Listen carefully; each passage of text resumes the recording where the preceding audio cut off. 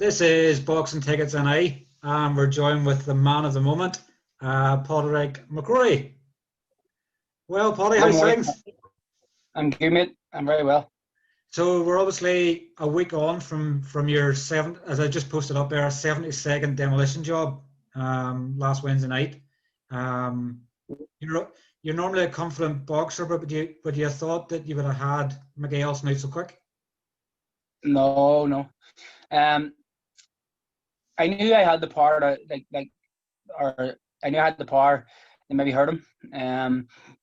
But I thought early on that it was going to be a cagey enough fight. I thought he was going to come out very aggressive. But I think 2 days before the fight, me and Dee came up with a different plan. So we've been working on like worst case scenario and also best case scenario. So we sat down and spoke. We came up with a plan, and I went out and we started with it. I think within 5 seconds, Dee says it's on. So the shot that we're working on, I threw it, it landed, and from then I kind of sensed that I could have got it done a bit early. And I think it actually replicates, pretty much your finish replicates the fight you had in the Devonish. Was it Manny Beak? Manny Beak. Pretty similar, obviously. Judging with your left hand and just throwing that hammer. Yeah, so I think Manny Beak was more like a one-shot, massive KO. I heard Ellison just before that with a counter right hand, and he stumbled in the corner. Actually, when he was stumbling back, he had said something. I'm not allowed to curse on it. You can curse if you want. Well, I guess obviously you're giving an input as what happened. Yeah, so I caught him a counter right hand, and he wobbled and he was stumbling back in the corner, and he looked at me, and he was gazed eyes and stuff, and he went to me, "You bastard!" And I went, "Fuck, he's hurt." So I just started getting stuck into him. And then I thought, right, I need to pick my shots. So Dee said, "Dee shouted in, leave the arm out," which we've been working on that, leave the arm out and countering off it. And I done it once. I clipped him. I took a step in. I done it again and caught him flush in the chin.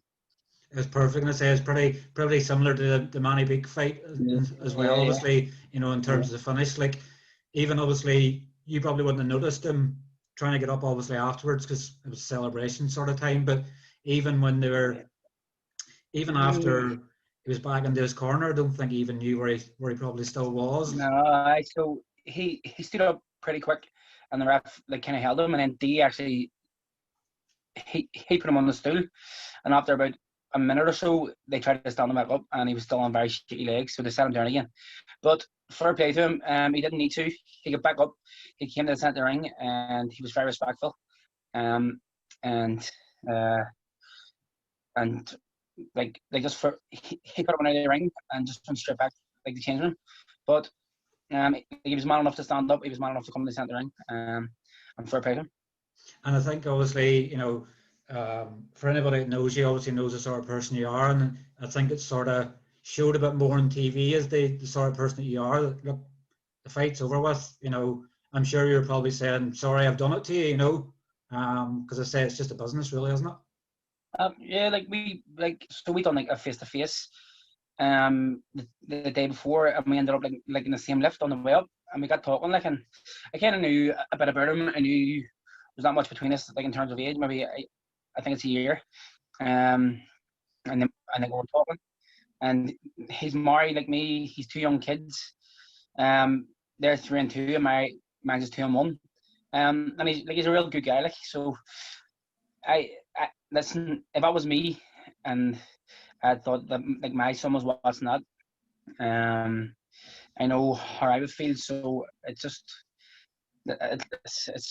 felt a bit bad for him, but obviously the guy murdered their job, and I would rather it be him than me.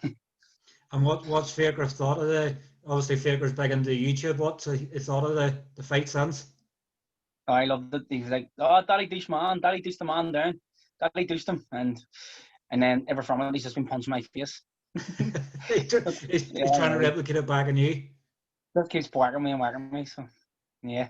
No, it was good. Like, it was good to see them. I didn't see them for like 5 days. So coming home, my family came to the house.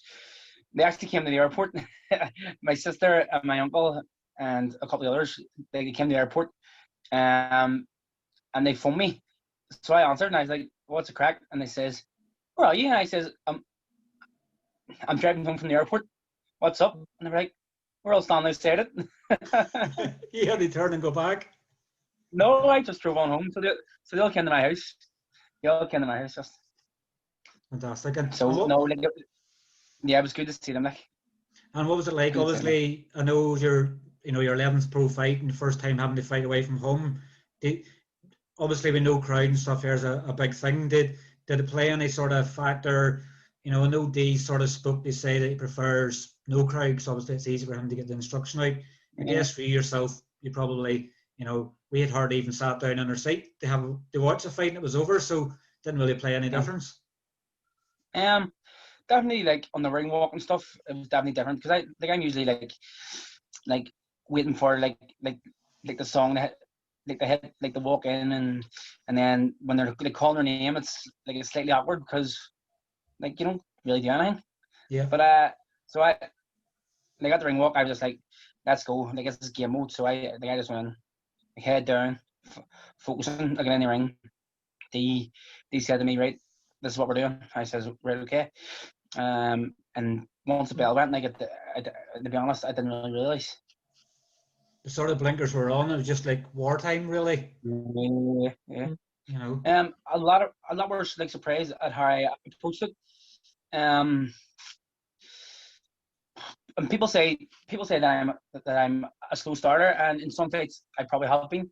But if you look at my record, like I've now stopped 2 fighters in the first round, stopped 2 fighters in the second round.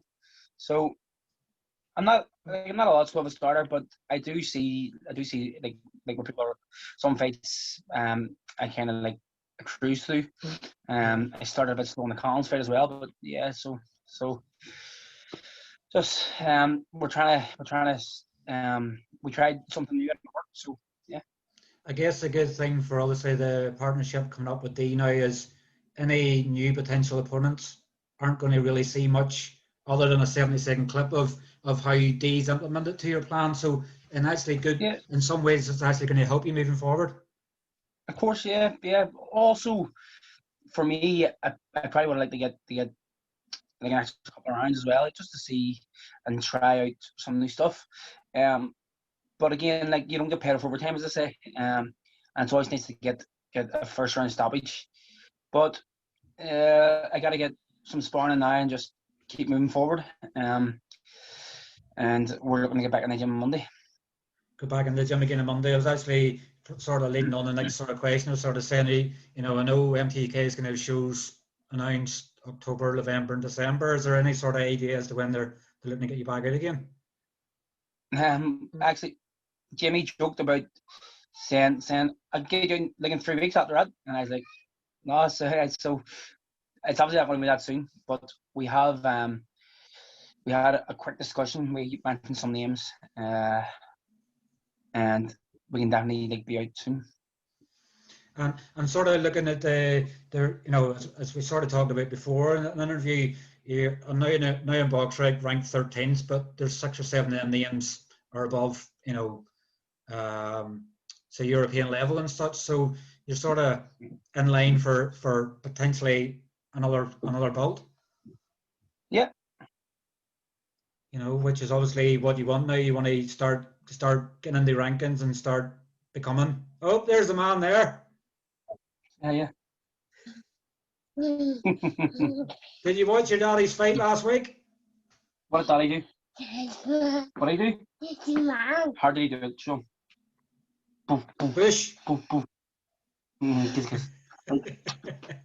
a second. Okay. Yes. So, if you look at the rankings, I would definitely be very close to a British title shot. But Lerone Richards is a champion at the minute. I don't really know what he's doing. I've heard rumors that he may fight Kate and try and move on. I don't know. There's fighters in front of me there as well, so I just leave it up to MTK and Jamie, and whatever they think is the best option for me. No. That's the option that I'm going to take. No, we have to leave it on. And I guess obviously a lot of it's been put on to John Dock and Willie Hutchison are obviously super middleweights as well and been sort of impressing so far. So I guess sort of in one way, if they're potentially maybe looking at you and going, could be handy enough, last week's going to show them that you're not the opponent to be looking for. Well, they're both very good fighters, and they both had very good wins recently. I think my win was just as good, if not a lot better than theirs. Well, I think if you look at my opponent's like his record and stuff, and the way I took him out, my win's probably a bit better than both of theirs. But I know John Dock had a tough fight against Anthony Fox. Yeah. I fancied that fight to be a lot closer. I was very impressed with John Doherty. He controlled the fight.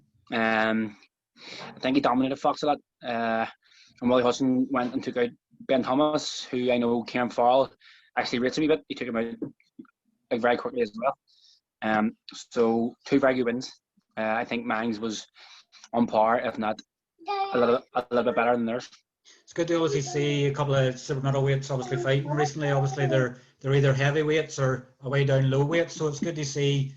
Obviously there's quite a few welterweight fights been announced recently and fought recently as well. So it's good to see some of the other contenders obviously in your same weight class as they could potentially be down the line. Well, there's a guy there, Umar Sadiq, who actually goes away this Friday and fights Chubanov. Yeah, out in Russia. For a WBA gold title. Wait, I'm on the call. And he's taking a big risk there, but I suppose like he could beat by Zach Chaley and then went on to beat Cody Davis, who beat Zach Chaley. So it's a wide open division. I'm talking on the phone stuff. I think it's wide open. And on their night, most fighters now in the top 15, and I think any of them they can beat any. Definitely is building you full of confidence as well. I guess I sort of want to touch on sort of some of the things people wouldn't see behind the scenes. You've obviously had a good 12-week camp with Dan Anderson. With strength and conditioning. How have you sort of found? I guess obviously with 70 seconds, it's sort of hard to guess, but you were sort of saying this is your best camp and stuff you've had to date. So what sort of implementation has Dan put in that's got you fitter and stronger? Dan's been massive for me. During my camp, during my career, I've kind of been a bit inconsistent with S&C. A bit inconsistent with S&C. And Dan has come in. We've had a consistent 12-week camp. And he's made me a lot fitter and stronger. I definitely think that my conditioning was on like a completely different level. And if you ask Dan's worked with been involved in some big fights, and he'll tell you as well that I was right there. I was bang on ready. Like. Sometimes it's overlooked. I know Dee's been getting a lot of praise for obviously what he's done using the ring, but I sort of wanted to touch a bit on Dan because strength and conditioning is massive within boxing now, and particularly obviously the bigger the weight, sometimes it's harder to get the weight off. So it's sometimes good to point out other bits that's been going on in the camp. No, that Dan's been a massive help for me. And I think if you look about, he's probably like the best in Ireland at what he does. And obviously it's going to make a big difference obviously moving forward. Like watching obviously the pre-fight commentary and things, I know Barry Jones was obviously a bit critical of you sort of in the field against Steve Collins. But was it nice to hear obviously the praise you were getting after the fight? As I think Spencer Fearon obviously said that he was really, really excited by the game plan you had because it wasn't just going in and firing bombs, it was premeditated. I think listen, Barry Jones is there to do a job, and I think if you look at some of my previous fights, he has been a bit critical. But hearing Spencer Fearon he picked up like our game plan straight away, and he said it. And when I heard him, or like when I heard him speak so highly of me, I kind of got like a very good buzz of it. I felt good because he's a man like that knows boxing inside out. So let's just hope that what he said was right and true. Definitely, is obviously the praise is really good to have as well. There, you know, obviously instills a bit more confidence in you. You know that other people's there and are impressed with what you're doing. Yeah, no, definitely. All these people know boxing inside out. Jimmy spoke to me after. Andy from AFL, he said, "Mate, you're a totally different fighter." He actually said in the pre-fight interview that pushed me like right in line with like the likes of like Zach Parker, John Doherty and stuff. So obviously I'm always a bit like pessimistic. So when I hear these stuff, I'm a bit like, am I really? But if I take a step back and look from the outside, I am. Yeah. I am. I just beat a guy who was due to fight for like an English title. He's coming off the back of 2 knockout wins, and I went over a guy who was 15-0, and I took my part like in 70 seconds. Like it wasn't like as if it was a lucky shot. I went out, I dominated him from the first second. I don't think I got hit. And I caught him some heavy shots, and the shot that finished it like was up there like one of the best shots that I've landed on somebody. You're obviously starting to build a sort of highlight reel of knockouts now. You sort of, you know, I know you've only 5 knockouts, but the knockouts you've had have been devastating fashion. Yeah, and I think if you look at it as well, I think I've had eight people down, or I've stopped 5, and I've also had a couple down, which I probably should have finished. So I think people that know me and have seen me fight, like they know that I punch hard. Sometimes it's a bit harder to get the journeyman out of there. I've had some like tough guys in there, like Van Pooch. Yeah. I done 6 rounds with him, and he said that he's never been, or that he's very rarely buzzed. And the first round, he says that I had him like rock his socks. I didn't even realize. See, if I had it, I probably would have like snapped it up. But I think looking back on some of my fights, if I had moved it into like a different gear, I definitely could have got another 2 or 3 out of there. But obviously the good thing with yourself is you respect journeymen, and you obviously know that the trade on which they're in. Looking at obviously, go ahead. Sorry. I couldn't do what they do. Some like, no disrespect to them, I feel like I'm a lot better fighter than some of the ones that I fought. But for them, as they're going to do that 2 or 3 times a month, I couldn't do it. I need a full week off after a fight. So they are a different breed of man, like. Particularly, obviously, with Von Potch, obviously he's been fighting nearly sometimes week, 1 week and then he's back out the next week again. It's like, I know sort of spotlight's been sort of put on Idris Virgo from obviously last week, having shown disrespect, but obviously not sort of saying this to sort of slate at him, but he's sort of showing that what he's done is disrespected those that are actually helping boxing. You probably wouldn't be where you were now without, the journeyman type boxers there to help you along. I think he kind of has like, I think he has a massive ego.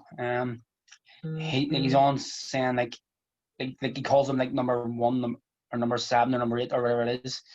And I think if you look at his record, it's like we all need journeymen to build it up, but like he's literally fought nobody past a journeyman level. And then they go and disrespect a guy that's coming to pick up a wage. They probably let him win a fight. I just thought it was rotten. I thought when I seen it, I got it, like a wee bit angry with it, and I'm a very, very laid back guy. I don't say much. I don't call anybody out. I don't really disrespect anybody because it's not my nature. But I feel if he had done that to me, things could have like kicked off really badly. Particularly with the water incident. Yeah, so disrespectful. He patted him on the head first, and like he belittled him. He squirted water on his face, and then he went and done it again. And listen, he can say it was me. He can sit and say whatever he wants, but once he passes that barrier, like I think there's a line, and he crossed the line. And for me, it was just way too far. It'd be you've never really been the one to sort of call out a boxer, but it'd be one you'd have no problems in, and saying him if he wants a proper fight, you'd take him. Yeah, yes, listen, I'd be very open to that fight. I think even now, like because he's now a fighter at the end of everyone's tongue, like it makes for a big fight, and it's definitely a fight like I would look at. I think sort of sometimes people might look at it as like a Jekyll and Hyde thing. You either like a boxer or you hate them. It's sort of like the role reversal, say, of the WWE. People can play the heel, they build up a crowd. So probably in one way, it could nearly be orchestrated. They say this is what he's going to do to build a reputation. Yeah, I don't know if it was intentional, but for me, I don't know if he's done it like to build hype or to get people like talking about him, but I just think that's probably like his personality, and he's not my type of person. Definitely. How's it been? I know you started back to work on Monday. Any difference? Obviously, come back into work on Monday. Obviously, everybody knows you in the gym now, but were you sort of getting a bigger reaction out of people as if you sort of come back with a world title? No, so the fight was shown live on the big screen, just right outside. Like, so my gym it's a complex, and next to it is a bar, and they have a massive outdoor screen. It's massive, a massive cinema screen, and it was shown on that. So a lot of people seen it, and I got like a lot of people approaching me and saying like well done and like stuff like that. So there was definitely more people seeing this than seeing like my previous fights. Definitely, and obviously it's building you a bit of exposure as well, That's I feel like that win and the way it happened has put me on like another level. Like I gained a few followers both on my Instagram and on my face or on my Twitter. Yeah. So yeah, I think it was good for me. Definitely, it's obviously every bit of exposure. Say people love the highlight reel knockouts. Sometimes they probably don't see enough of. So every bit of exposure now is going to help build the next steps, obviously, on for yourself. Sort of looking at the plan, sort of maybe next fight another 8-rounder to sort of keep things going, or would you like to move up to 10-rounders? Like like European type fights. Listen, if next step, I would love an international title. I would love the fight for a WBO European or something. I know Hutchinson has a fight lined up for the IBF European. I don't know who he's going to fight. I would love to fight for the WBO European because I know that gives you a world ranking. Yeah. So that would be the aim. But it'd be nice to get the step up to 10 rounds as well. But again, I'll leave that up to MTK. And someone, Jamie Conlon, said something to me a few months back, and it's so true. Like, and I said it a couple of times. Boxing, especially now, like timing's everything. And timing's everything. And I think if you pick like the right time and the right fights, I think I can go far. Also, who was it? Somebody said to me in the gym that listen, to be the best, you gotta beat the best, but it's not all the time that you gotta beat the best fighters to get in the best position. Yeah. So again, that I think that like reflects on timing and everything. So I think you sort of look at the Luke Keeler model there as well. You know, obviously beat Conrad Cummins twice with the European belt, and the next thing you know, he's fighting over the title. Yeah, he beat Luke Cummins twice, which put him in the top 5 in WO, which led them one fight away getting like a world title fight, and he went and he beat Arias, which was a very good win. Yeah, he done 12 rounds with Jacobs and stuff, but like Keeler is a year and a half older than me or something like that. So who's to say that I can't go the same route? Exactly. So it's a sort of benchmark you can sort of look towards and go keep knocking these ones off, keep looking at the right opportunities, and who knows? I definitely feel like people look at me now. They got that win. People have looked at me. I'm probably seeing like a lot more potential. Which is music to your ears, and obviously what you want as well. You know, like of course. Obviously you stepped away from boxing and stuff for a bit as well, and obviously to come back and it, and you know, to see where you're at and what you're doing now. You know, you're probably going, I'm having to pinch myself. And well, that's the thing. Like when I say like time in the ring, if I had a signed pro before I stopped boxing, I wouldn't have got the same opportunities. Like MTK wouldn't have been here. Yeah. The same platforms wouldn't have been here. I would have found myself floating about like the small hall shows for a very long time. And thankfully, like when I signed pro, I was straight on a massive show. So, like I say, time is everything, and I just think that this is probably like the right time, and this is it's felt perfect for me.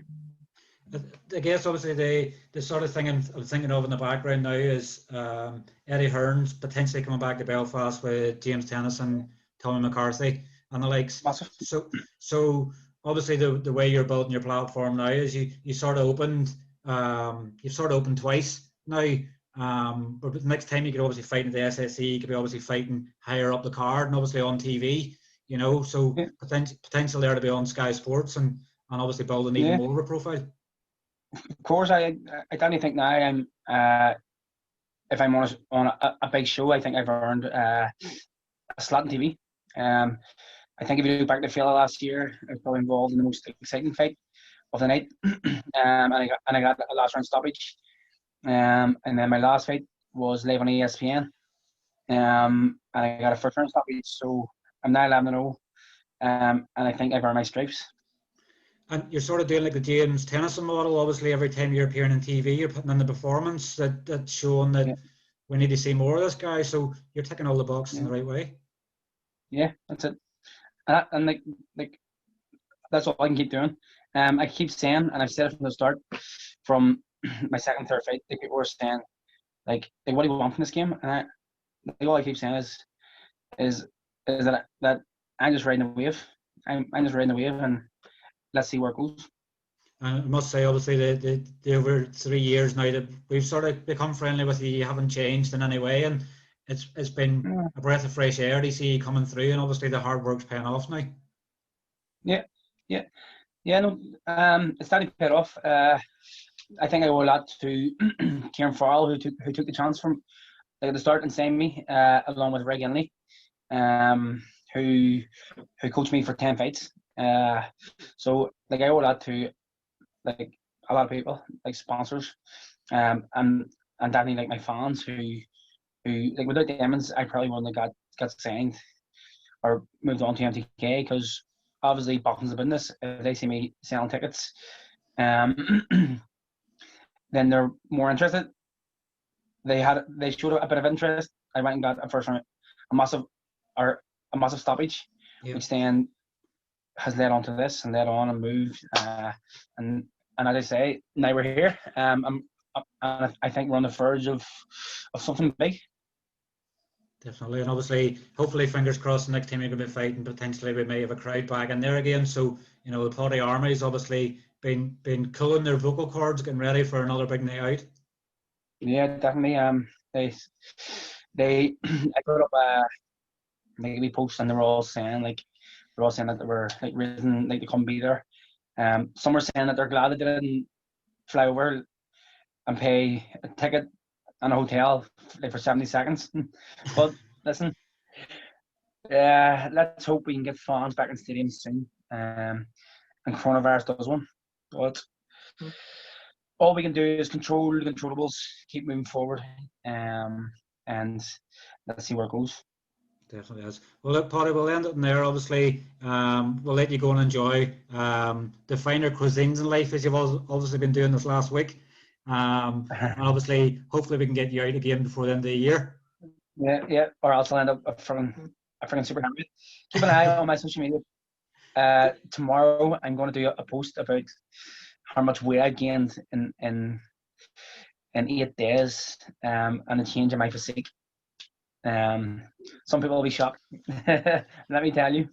I think obviously, just in advance, sort of, I know we're sort of saying we'll let you go, but the good thing for you in a way, if you can put on weight between fights, it's obviously going to build you into a stronger super middleweight when you're making the weight. Yeah, so I weighed in 77 kilo. When I was leaving my hotel, I had a wee check weight, and I was driving to the hotel close to, or I was driving the venue close to 84 kilo. So you're putting on quite a bit. So I refueled very well. I had a lot of help from Tony O'Neill, and I'm in the ring, and I felt good. I felt strong. I felt full of energy, and I felt sharp, which then showed in my performance. Definitely did. No, so we're looking forward to that tomorrow. Are you going to take a top off, or is it sort of? Yeah, no, it's coming off. I'm going to burr all. And Tasha's going to have the skill set ready for you. Yeah, she'll be raising, because she no, do you know what? No, she won't be raising. She thinks that I suit a bit of weight. So, but you'll be surprised at the amount of weight I put on in 8 or 9 days. I keep getting told the same myself, that the weight's a bit extra, but I don't know. Sometimes you want to get out and keep fit. Yeah, so definitely moving forward. I'm going to take it off again. I think it's a lot better for me if I sit around a certain weight. I spoke about this like to Tony, and he's definitely said to me about not going up so high. So it's very understandable. Once we hit the gym on Monday, we're going to start just the tear down again and sit around 84 kilo. Yeah, get yourself closer to the fight weight, But Paddy, listen, obviously, thanks again for catching up with us, and obviously, fingers crossed, we can get you back in the gym soon and get you more fight news for the end of the year. Yeah, good to hear from you. All right, cheers. Take care. Bye-bye. Bye.